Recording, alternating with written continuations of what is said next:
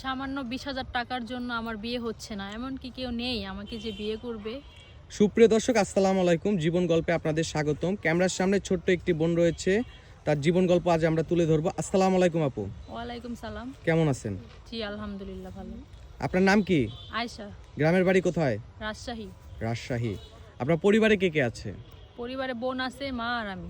আপনার প্রতিবেদনে আসার মূল উদ্দেশ্যটা কি বোন? মূল উদ্দেশ্য হচ্ছে বিয়ের জন্য আসছি, একটি দায়িত্ববান মানুষ খুঁজতেছি। কেমন মানুষটা কেমন হতে হবে? মানুষটা যেমনই হোক, কিন্তু দায়িত্ববান হলেই হবে। আচ্ছা, যদি মানুষটার একটা পা না থাকে বিয়ে করবেন?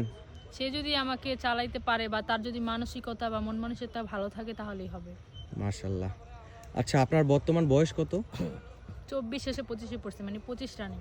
পড়াশোনা কতটুকু? Inter first year. Inter first year. একটা 25 বছরের তরুণী, তো এখনই বলতেছেন যে পা না থাকলেও সমস্যা নেই। হ্যাঁ। এটা কি ভিডিও করার জন্য বলতেছেন না না, না। বাস্তবে? আচ্ছা, যদি কোনো প্রবাসী ভাই আপনাকে বিয়ে করতে চায় সেক্ষেত্রে কি করবেন?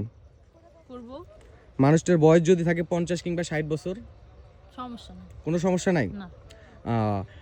সুপ্রিয় দর্শক, আপনাদের উদ্দেশ্যে বলি, কেউ যদি বয়স্ক ভাইও থাকেন যে ওনার দায়িত্ব নিতে চান আয়েশাকে আমি বিয়ে করব, তাহলে তার কোনো সমস্যা নাই। কারণ সে বলেই দিয়েছে বয়সটা কোনো ফ্যাক্ট না, ফ্যাক্ট হলো একটা ভালো মন তার পছন্দ।